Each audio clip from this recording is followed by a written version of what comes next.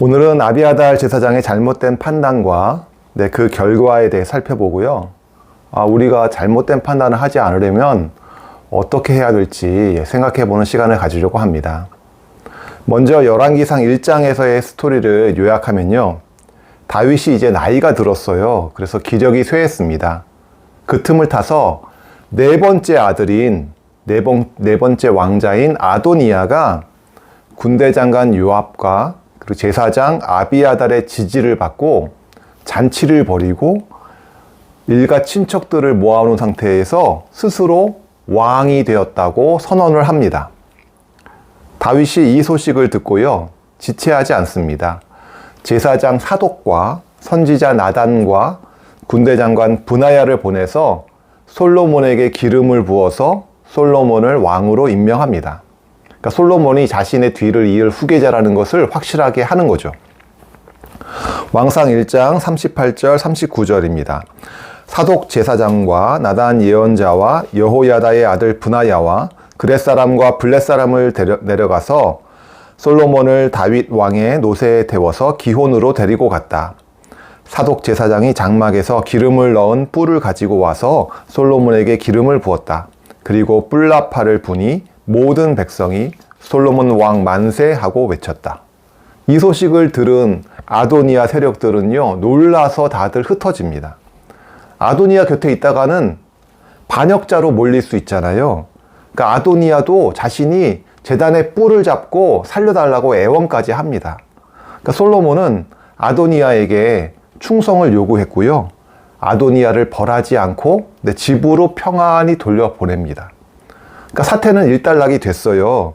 솔로몬은 왕이 되었고요.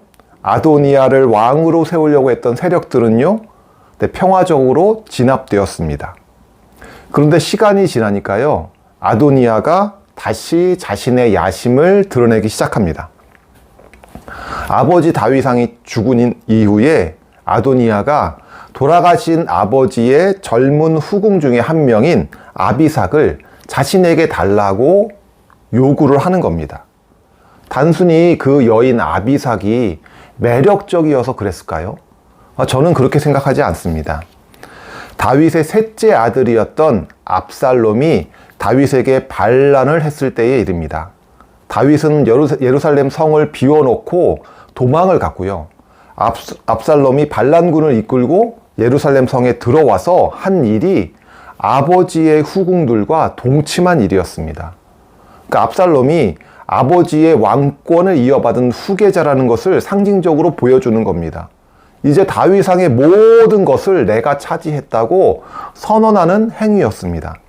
사무엘하 16장 22절, 그리하여 사람들이 옥상 위에 압살롬이 들어갈 장막을 차려주니 온 이스라엘이 보는 앞에서 압살롬이 자기 아버지의 후궁들과 동침하였다.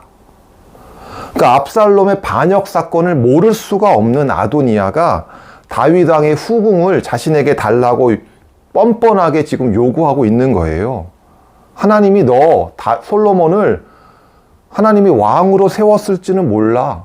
하나님이 너를 선택했을지는 몰라. 하지만 나 역시 다윗 왕의 후계자로서 아버지의 후궁 중에 한 명 정도는 내가 요구할 수 있는 권리가 충분히 있다고 지금 아도니아는 지금 말하고 있는 겁니다.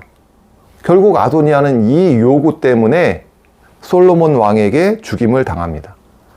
아도니아를 보면서 저는 사람이 참 어리석다라는 생각을 하게 됩니다. 과거에 아도니아가 반역죄로 죽을 뻔했잖아요. 그때 삭삭 빌어가지고 솔로몬이 용서를 해줬잖아요. 솔로몬을 왕으로 인정하겠다고, 충성하겠다고 자기가 맹세했잖아요. 근데 시간이 지나니까 자신에게 별일이 없으니까 방심한 거예요. 마음을 놓은 거예요. 과거의 일은 까맣게 잊어버린 거예요. 아도니아는 솔로몬이 베푼 은혜를 잊어버렸고요. 다시 교만해졌고요. 결국은 죽게 되었습니다. 아도니아 스스로 자신의 무덤을 판 거죠. 제가 아도니아는 별로 불쌍하지가 않아요. 스스로 자신의 무덤을 팠구나. 근데 아도니아와 함께 안타까운 일을 당한 사람이 있어요. 누구냐면 바로 아비아달 제사장입니다. 왕상 2장 26절을 같이 읽겠습니다. 네? 왕상 2장 26절입니다. 솔로몬 왕은 아비아달 제사장에게 이렇게 말하였다. 제사장께서는 상속받은 땅 아다롯으로 가시오. 제사장께서는 이미 죽어야 할 목숨이지만 나의 아버지 다윗 앞에서 제사장으로서 주 하나님의 법궤를 메었고 또 나의 아버지께서 고통을 받으실 때에 그 모든 고통을 함께 나누었기 때문에 오늘은 내가 제사장을 죽이지는 않겠소. 아비아달 제사장은요, 사울 왕에게 가족을 잃은 사람이었습니다. 다윗이 사울 왕을 피해서 도망 다닐 때 다윗에게 빵을 주었다는 이유로 아비아달의 아버지 아히멜렉을 비롯해서 80여 명의 제사장들이 사울에게 몰살당합니다. 그때 아비아달만 혼자 도망쳐가지고 다윗에게 가요. 그 이후로 다윗과 함께 생사고락을 함께 했던 사람이었어요. 그래서 다윗이 왕이 된 이후에는요, 제사장으로서 언약궤를 예루살렘으로 옮겨온 사람이고요. 압살롬이 아버지 다윗을 반역했을 때에도 이 아비아달은 다윗 편에 섰던 사람이에요. 아비아달이 다윗과 함께 피난 가려고 여호와의 궤를 쥐고서 다윗을 찾아왔을 때 다윗이 말립니다. 아비아달 제사장은 나와 함께 피난 가지 마시고 예루살렘 성에 머물러 계세요. 그러면서 압살롬의 움직임을 나한테 알려주세요. 스파이 하라는 거 아니에요. 그죠? 다윗을 위해서 목숨을 아끼지 않았던 사람이 바로 이 아비아달이에요. 얼마나 충성스러운 사람이었어요. 이렇게 아비아달은 젊어서부터 다윗과 생사고락을 함께 했던 사람인데 말년이 안 좋았어요. 말년에 아도니아를 왕으로 세우려고 했다가 이렇게 제사장 직분에서 파면당하고 아나돗이라는 곳으로 쫓겨납니다. 그때 왜 아비아달이 아도니아를 왕으로 세우려고 했는지, 그때 그런 잘못된 판단을 하지 않았으면 얼마나 좋았을까요? 참 안타깝습니다. 저는 아비아달의 판단이 정말 안타까워요. 젊었을 때 그렇게 충성하고 고생했는데 말년에 잘못된 판단 때문에 이렇게 불명예스럽게 퇴진하고 쫓겨나는 것을 보면서 저는 안타까운 마음이 듭니다. 그런데 27절은요, 우리한테 조금 다른 시각을 보여줍니다. 왕상 2장 27절입니다.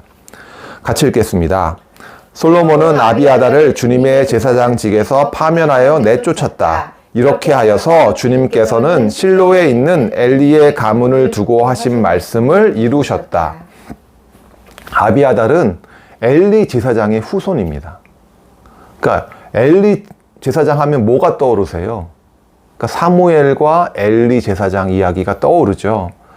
엘리 집안에 내린 예언의 성취로서 아비아달이 제사장직에서 쫓겨났다고 보는 시각입니다.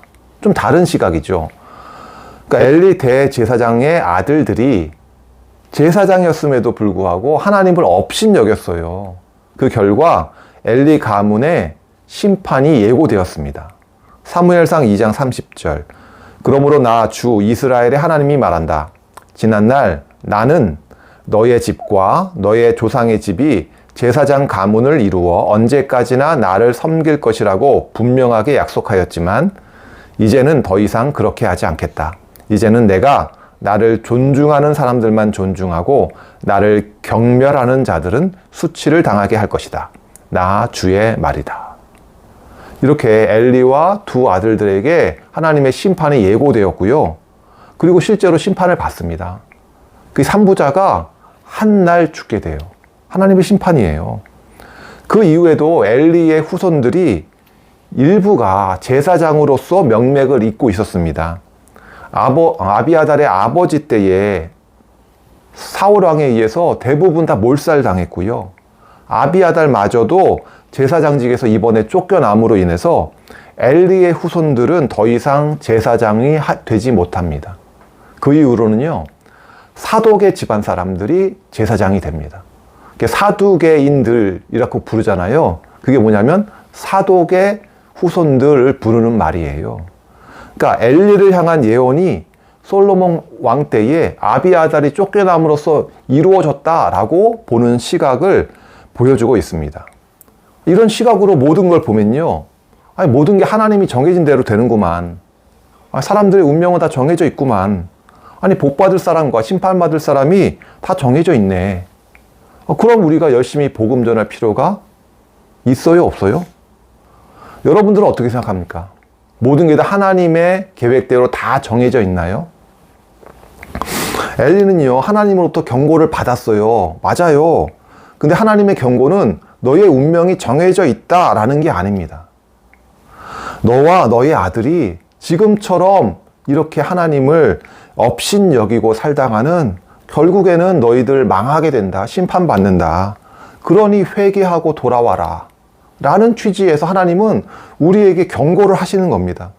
충분히 엘리에게는 시간과 기회가 주어졌지만 끝내 회개하지 않고 행실을 고치지 않았기 때문에 하나님의 예언대로 심판을 받은 겁니다. 그러니까 이런 거예요. 하나님의 말씀은 성취가 됩니다. 맞아요. 그리고 하나님은 당신의 사람들과 함께 일하시는데, 당신의 사람들을 사용하시는데, 이때 우리들은 각자의 일에 책임을 지게 되는 거예요. 우리는 하나님의 큰 그림 안에서 살고 있습니다. 하나님의 인도하심과 보호하심 가운데 살고 있어요. 하나님의 뜻은 이루어질 겁니다. 동시에 매 순간 우리들의 결정과 행동에 따라서 우리는 책임을 지어야 되고요. 보상도 받게 됩니다. 제가 지난번에 한 주간보호센터에서 한 어르신이 평생 예수님을 안 믿다가 꿈에 귀신이 자신의 목을 조르는 꿈을 꾸고서는 너무 무서워서 부적을 사달라고 부탁했다는 말씀을 드렸죠. 그래서 사무국장님이 아이 나는 교회 다니는 사람인데 어디서 부적을 구해다 드려요. 아버님 예수님 믿으세요. 예수님 영접하시면 예수님이 아버님 도와주실 수 있어요. 이렇게 예수님 영접하시라고 말씀을 드렸고요. 그분이 예수님을 진짜 영접하셨어요. 그래서 저도 방문해서 함께 상담하고 같이 기도도 하고 그랬어요. 그 다음 주에는 예배에 이분이 난생 처음으로 참석하셨어요. 그 전까지만 해도 예배 시간 되면은 피해 계셨어요. 딴 데 계셨어요. 근데 이분이 난생 처음으로 영접하고 예배에 참여한 모습을 보고서 제가 얼마나 반가웠는지 몰라요. 근데 그 다음 주에 갔더니 이분이 또 안 보이시는 거예요. 그래가지고 난 이게 어떻게 된 일인가. 어디가 아프신가 편찮으신가 병원에 가셨나. 궁금해서 여쭤봤어요. 그랬더니 갑자기 그분 보호자께서 연락을 하셨는데 다른 요양원으로 갑자기 옮기셨다는 거예요. 아니 어느 누가 이런 일이 있을 줄 예상이나 했겠어요. 저는 꿈을 통해서 예수님을 믿게 하시는 걸 보고선 하나님이 왜 이렇게 급하게 일하시나 이상하다 이런 생각을 조금 했어요. 하기는. 근데 이런 일이 벌어질 거라고는 전혀 예상을 못했습니다. 그때 만약 하나님이 주신 구원의 기회를 놓쳤다면 어땠을까요? 다음에 뭐 전도하지 뭐. 다음에 또 시간이 있을 때 영접하면 되지 뭐. 방심하고 우리가 미뤘다면 어땠을까요? 아찔하죠. 아찔합니다. 우리가 하나님의 계획을 다 알고 일하는 게 아니에요. 다 알지 못하지만 매 순간순간마다 우리가 지금 해야 할 일을 하는 거예요. 복음을 전하고 함께 기도하고 함께 예배하는 일을요. 매 순간순간마다 그냥 꾸준하게 성실하게 하는 겁니다. 또 다른 주간보호센터에서는요. 한 어르신이 위독하시다고 기도해달라고 갑자기 연락이 왔어요.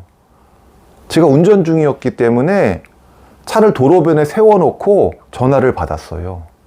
그때 하필이면 제가 기도를 마치고 집에 돌아가는 중인데 도중에 연락을 받은 거예요. 순간적으로 저도 고민이 되더라고요. 차를 돌려가지고 다시 기도하러 가야 되나? 아니면 이대로 집에 돌아가야 되나? 어떻게 하지? 얼마나 다급했으면 나한테까지 연락을 주셨을까 싶어가지고 차를 돌려가지고 다시 기도하러 갔어요. 순간적으로 마음의 갈등이 있었어요. 그런데 가서 기도하니까 아, 다시 기도하러 오길 잘했다. 이런 생각이 들더라고요. 그 어르신이요. 중환자실에 병원에 가셨다가 중환자실에 가게 되고 위급한 상황이었거든요. 근데 일주일 만에 회복하셔가지고 다시 주간보호센터에 나오신 거예요. 굉장히 빨리 퇴원하신 거예요. 그분이 이번에 내가 죽는구나 싶어가지고 자녀들한테 다 유언까지 남기셨대요.